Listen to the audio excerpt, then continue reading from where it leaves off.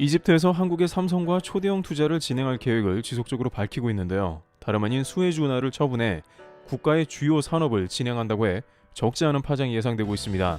또한 이는 한국 주변 국가들을 크게 놀라게 했는데, 이는 한국 기업들의 독보적인 기술이 있기 때문에 알고도 어떻게 할 수 없는 상황이고, 또한 일본의 경우 정반대의 침통한 분위기가 이어집니다. 현재 이집트에서 이러한 주장이 나온 배경이 무엇이며, 빈살만 이후에 중동, 아프리카 지역에서 더욱더 이러한 투자나 사업이 가속화될 수밖에 없는 이유가 있다고 합니다. 특히 이집트는 사우디의 빈살만 왕세자와 비슷한 맥락으로 삼성과 협력한다는 데 관심을 모으며, 일본 일부 채널에서는 이러한 맥락에 대해서 불편한 심기를 감추지 못하는 상황이기도 한데요. 우선 이집트 정부는 현재 수에즈 운하 산업단지 개발에 한국과 적극 협력 의사를 타진하고 있는데요.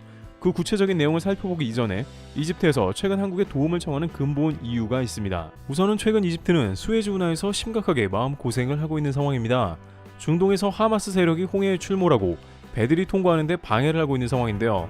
월스트리트 저널에 따르면 수에즈 운하가 이스라엘과 하마스의 새로운 전선이 되고 있다고 했으며, 자칫 이것이 글로벌 물류 대란으로 연결될 가능성도 매우 크다고 언급하고 있습니다.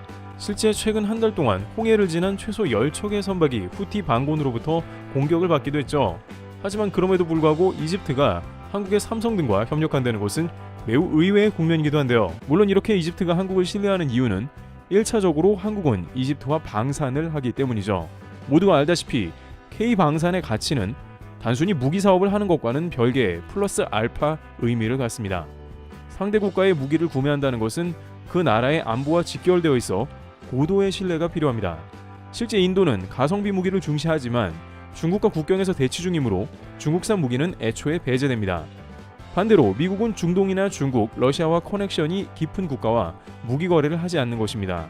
따라서 방산 관계를 맺는다는 것은 한국 자체에 대한 엄청난 신뢰가 바탕이 된다고 할 수 있습니다. 한국도 이집트와 방산 시 수출입은행에 차관이 동원될 것이므로 상호간 신뢰 없이는 불가능합니다. 하지만 이집트에서 수에즈의 지분까지 팔아 한국에 투자를 하려는 맥락은 사우디 케이스가 참고가 되는데요. 21년 10월 당시 압델 파타 LCC 이집트 대통령이 수에즈 운하청 투자 MOU를 한국과 진행하려 한 것은 한국의 독보적인 기술은 물론이며, 이것은 이집트에 매우 심각한 고민거리가 있었기 때문입니다. 우선 이집트는 전 세계 물동량의 35%가량을 담당하는 수에즈에서 매년 수조 원가량을 벌어들입니다. 2022년의 경우엔 코로나가 끝이 나고 물류가 서서히 풀리는 동시에 운임도 급상승했기 때문에 수에즈 운하는 약 80억 달러, 10조 원가량의 수입을 올리면서 역대 최고의 수입을 올리기도 했습니다. 그런데 그럼에도 불구하고 이제 이집트는 수에즈 운하 운영권을 일부 외국에 판매를 구상하고 있는데, 이 자금으로 한국 삼성중공업에 투자를 가시화하고 있다는 소식이 현지로부터 들려온 것입니다.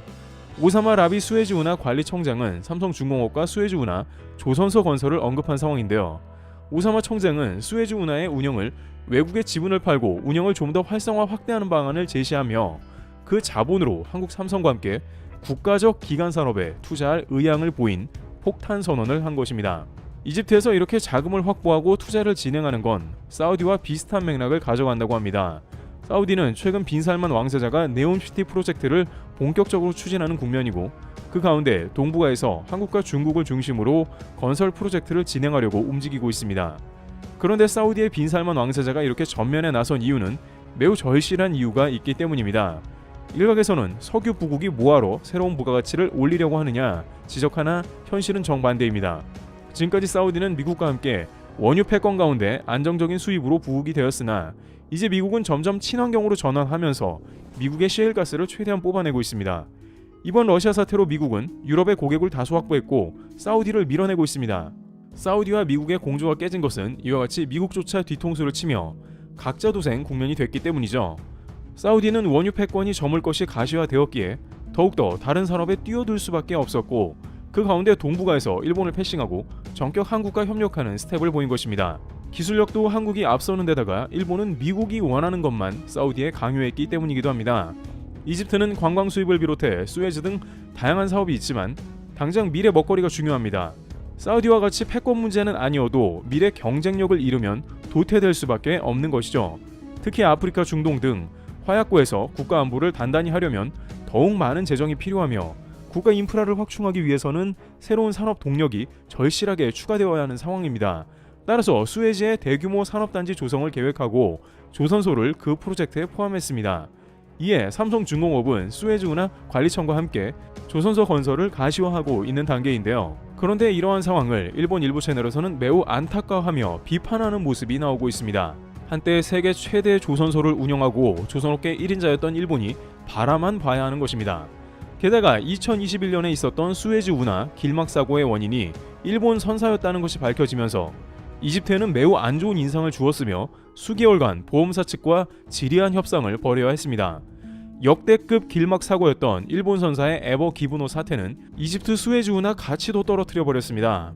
다양한 국가들은 과도한 이용료에 비해서 이런 사고 발생 시에 방법이 없다며 불평이 쏟아졌다고 했고, 실제 수많은 배들이 수에즈에서 다시 희망봉으로 엄청나게 우회하는 초유의 사태가 났던 것이죠.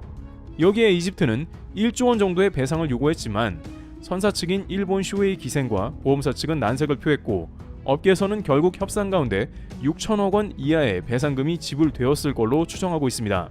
결국 이러한 가운데 이집트 수에즈 관리청이 일본과 조선 사업을 계획할 리가 없다는 결론이 났습니다. 하지만 이집트가 삼성중공업과 조선소를 건설하려는 또 하나의 중요한 이유가 있는데요. 바로 이집트를 중동과 아프리카에 배를 납품하는 주요 조선업 허브가 되게 하려는 점입니다. 일단 조선업 자체가 종합공업이기 때문에 조선소가 생기면 모든 산업군에 영향을 끼칩니다. 이는 이집트의 일자리를 비롯해서 다양한 산업이 동시에 발달하는 계기가 됩니다. 여기에 배까지 건조하게 되면 삼성중공업과 이집트가 동시에 배를 납품하는 허브가 되는 것이죠. 아프리카 주변 해역에서는 모잠비크 등 초대형 LNG 프로젝트 등이 연일 진행 중이기도 하며, 이집트는 수에즈 운하를 가진 국가로서 운행 중인 각국의 선박을 보면서 많은 생각에 잠겼을 것입니다. 세상에서 가장 많은 배를 통과시키는 입장에서는 누구보다도 배의 중요성에 대해 인식하고 있는 것이고, 이집트 당국은 이제 배를 통과시키는 것을 뛰어넘어 건조하고 납품하는 단계로 가자는 것입니다. 이는 이집트 정부의 육성 정책과 100% 일치하며 또한 한국 조선소 거점 마련 등 상호 간 이득이 발생합니다. 여기에 한국의 이러한 상생 정신은 아프리카에서 특히 높게 쳐주고 있는데 바로 중국 때문입니다. 최근 아프리카 케냐의 경우 중국의 프로젝트 제안으로 몬바사에 유조선 터미널을 건설했습니다. 하지만 이는 애초에 사업 타당성이 매우 떨어지는 무리한 건설이었고 결국 채무 덩어리가 되었습니다. 몬바사 터미널의 수익성은 낮았으며 결국 케냐는 막대한 빚을 지고 중국과 관계가 악화된 것이죠. 물론 중국은 항구나 터미널 등의 건설로 추후 군사 거점을 마련하겠다는 목표를 달성했을지 모르나, 이처럼 아프리카의 수많은 국가들은 소위 채무 함정 외교에 빠져버렸다는 맥락인 것입니다. 따라서 이집트에서도 애초에 중국과는 무리한 건설을 추진하지 않는 것은 물론이며, 이집트 만년 역사상 최초로 피라미드에서 대한민국 공군 특수비행팀 블랙 이글을 초청해 이집트 피라미드 상공을 에어쇼로 수놓은 것은 단순한 방산 이벤트만을 의미하지 않는 것이죠. 이집트 정부는 한국의 FA-50 경공격기를 계속해서 수입하겠다는 자세를 밝히고 있었습니다. 물론 최근 이러한 변화는 한국이 나토의 납품을 늘려가면서 더욱 시너지 효과가 난 것으로 보입니다. 이집트는 본래 시간을 끌기로 유명하지만 최근 폴란드에 한국이 수십조 원 무더기 납품을 하자 마음이 급해진과 동시에 다시 한번 대한민국 브랜드가 신뢰를 얻어 다양한 산업군까지 영향을 끼친 것이죠. 피라미드 위에 태극마크를 그린 한국의 위상이 예전과는 판이하게 달라졌다는 의미이기도 합니다. 하지만 역시 다양한 방산을 진행하기 위해서는 이집트의 주요 정부 제조, 육성 프로젝트의 활성화가 시급하며, 그 가운데 한국 기업들이 속속들이 수에즈 운영 당국과 협력하는 소식이 들려오고 있는 상황입니다. 이집트는 수에즈 운하는 물론이고 물이 중요한 국가로 담수화 사업도 절실한 국가입니다. 두산중공업은 이집트의 해수를 끌어 담수화시키는 프로젝트에 진출하고 350만 명의 식수를 책임집니다. 사실상 국가기관 산업이자 안보에 해당하므로 중요 프로젝트인데 역시 한국과 협력하는 것이죠. 일각에서는 지난 십수년간 중국의 1대1로를 비롯해 일본의 모리셔스 유조선 기름 유출과 수에즈 사고 등 동북아의 이미지가 아프리카에서 퇴색되는 위기를 맞는 국면이 왔다고 분석합니다만, 이 와중에 한국만큼은 오히려 사업 기회를 만들고 신뢰를 주며 그 위상을 높여가고 있습니다. 이집트 당국은 국가 방위부터 기관 산업까지 다양한 프로젝트를 한국과 가져가고 있는 것입니다. 트래블2였습니다. 감사합니다.